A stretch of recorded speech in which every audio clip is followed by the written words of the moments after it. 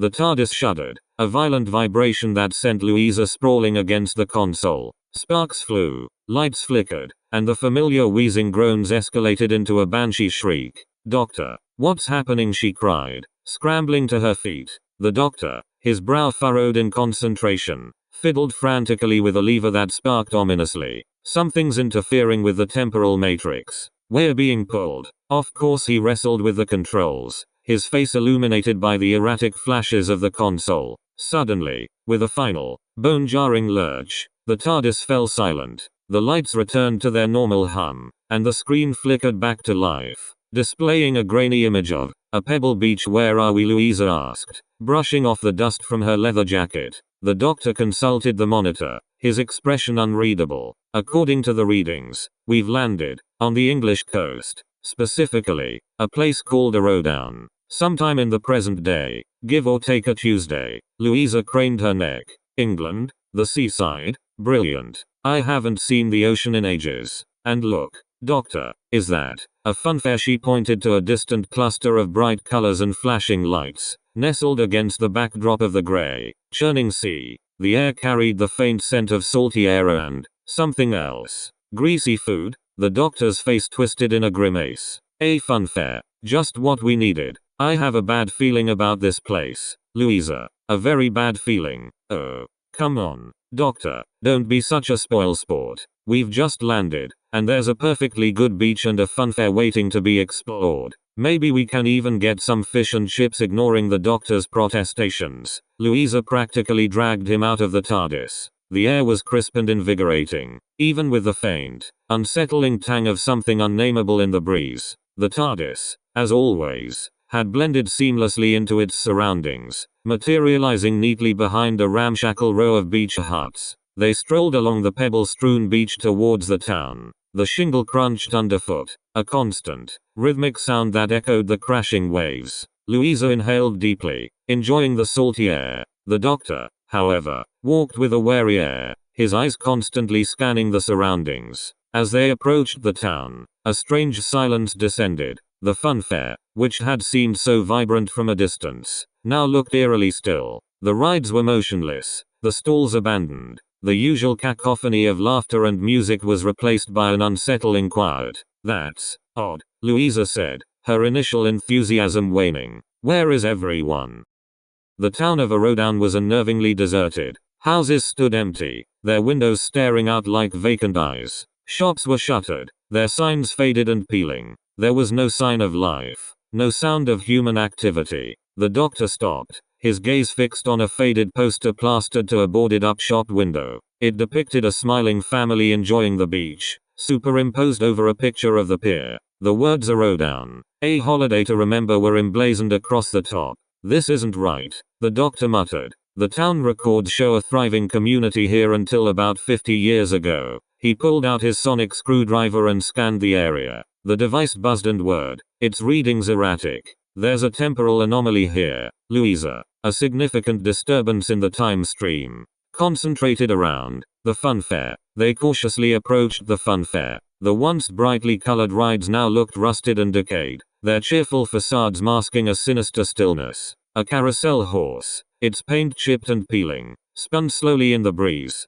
its glass eyes gleaming in the sunlight. As they walked deeper into the funfair, the silence became almost unbearable. Then, a melody began to drift through the air, a distorted, wobbly tune that sounded like it was being played on a rusty calliope. The music led them to a fortune teller's booth, its sign swinging precariously from a single hinge. Inside, a mannequin dressed as a fortune teller sat motionless, its glassy eyes fixed on some unseen point in the distance. The music seemed to be emanating from the mannequin itself. The doctor cautiously approached the booth, his sonic screwdriver humming. As he got closer, the music intensified, and the mannequin's eyes began to glow with an eerie green light. Suddenly, the mannequin's head snapped up, its jaw snapping open in a wide, silent scream. "Run, Louisa!" the doctor shouted, pulling her away from the booth. As they fled, the funfair seemed to come alive. The carousel horses began to gallop, their eyes glowing with the same eerie green light. The Ferris wheel creaked and groaned as it started to turn, its empty carriages swinging wildly in the air. The ghost train hurtled along its tracks, its carriages filled with shadowy figures that seemed to writhe and moan. The ghosts of the past had awakened in a Rodan. They took refuge in an old, abandoned cinema, the only building that seemed relatively unaffected by the temporal disturbance. The cinema's faded glory hinted at a more prosperous past. Torn velvet seats filled the auditorium, and the screen was cracked and dusty. What was that all about? Dr. Louisa asked, catching her breath. It was like something out of a horror film. Something is feeding on the memories of this place, Louisa, amplifying the emotions, the tragedies, and turning them into manifestations. That fortune teller mannequin, it's tapping into the psychic energy of the town. But what caused all of this? Why is a Rodan empty? The doctor sighed. I need to access the local archive. Maybe there's some record of what happened here. He pulled out his sonic screwdriver again and scanned the cinema. To their surprise, he found a functioning electrical outlet. He then pulled a dusty old laptop from the TARDIS and plugged it in. After a few minutes of tinkering, he managed to connect to the local network. Bingo. Looks like there's still a working database in the town hall. Let's see what we can find. The screen flickered with information. Newspaper articles, local council minutes, and old photographs scrolled past. After a painstaking search, the doctor found what he was looking for. Here it is. An article from 50 years ago. Tragedy strikes a Rodan. Pier collapse claims dozens of lives. The article detailed a horrific accident. During a summer storm, the Rodan pier had collapsed, plunging hundreds of holidaymakers into the icy waters of the bay. Many drowned, including a large number of children. The pier collapse, that's the source of the tragedy. The psychic energy of that event has been festering here for decades, drawing something insidious. But what? Louisa asked, her voice barely a whisper. Just then, they heard a faint, ethereal voice echoing through the cinema. Help us. They turned to see a group of translucent figures standing in the aisle. They were children, their faces pale and gaunt, their eyes filled with sorrow. We're trapped here, one of the children said, his voice barely audible. We can't escape the bay. The ghosts of the pier collapse had come to speak. The children explained that they were trapped between worlds, unable to move on. They relived the tragedy of the pier collapse every day, their fear and despair fueling the negative energy that permeated a Rodan. Something is feeding on our pain, one of the girls whispered. Something in the deep. The doctor listened intently, his brow furrowed in thought. An entity that thrives on suffering. That's what I suspected. He consulted his sonic screwdriver again. Its readings now focused on the bay. The energy signature is strongest near the old pier foundations. That's where we need to go. Leaving the cinema, they headed back towards the beach. The funfair was still in its eerie state of animation, its rides spinning and creaking like tormented souls. As they reached the beach, the tide was out, revealing the skeletal remains of the pier. Twisted metal and decaying wood jutted out of the sand, a stark reminder of the tragedy that had befallen a Rodan. The doctor led Louisa to the end of the exposed pier foundations. The air here was heavy with a palpable sense of sorrow and despair.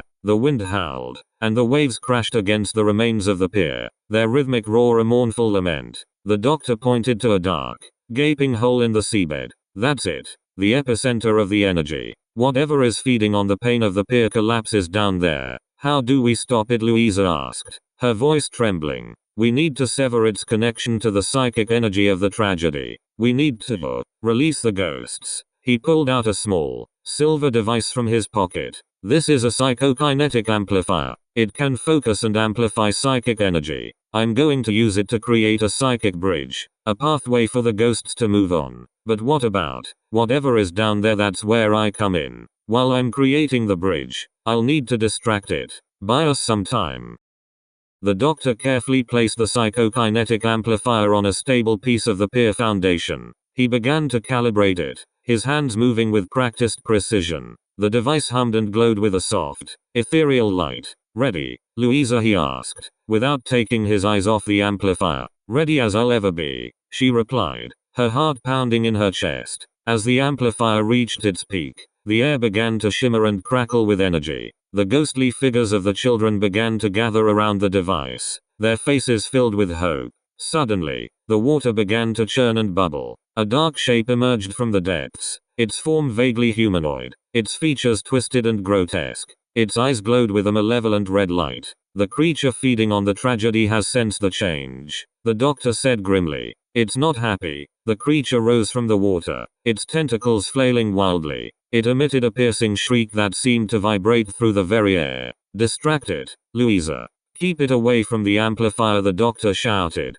Louisa took a deep breath and stepped forward. She knew she was no match for the creature, but she had to try. Hey, ugly, she yelled, waving her arms. Over here. You want misery? I've got plenty to share. The creature turned its attention to Louisa, its red eyes fixated on her. It lumbered towards her, its tentacles dripping with seawater and something else. Something foul and acrid. Louisa backed away slowly, trying to keep her distance. She knew she couldn't fight it, but she could try to lure it away from the amplifier. Come on, you overgrown squid. Is that all you've got? She taunted, her voice trembling. The creature roared and lunged at her, its tentacles reaching out to ensnare her. Louisa ducked and dodged, barely managing to avoid its grasp. Meanwhile, the doctor continued to work on the amplifier, his brow furrowed in concentration. The ghostly figures of the children were beginning to fade, their expressions filled with peace and serenity. Almost there, he muttered. Suddenly, the ground began to shake. The creature had grown tired of chasing Louisa and turned its attention to the amplifier. It smashed its tentacles against the device, sending sparks flying. No, the doctor cried. He threw himself in front of the amplifier, shielding it with his body. The creature's tentacles slammed into him, sending him sprawling to the ground. Dr. Louisa screamed. The doctor lay on the ground, dazed and injured. The creature loomed over him, its tentacles poised to strike the final blow. Just as the creature was about to attack, Louisa saw her chance. She grabbed a broken piece of wood from the pier and charged towards the creature, yelling at the top of her lungs. She rammed the wood into one of the creature's eyes, blinding it. The creature roared in pain and recoiled, giving the doctor a chance to recover. He scrambled to his feet and grabbed his sonic screwdriver.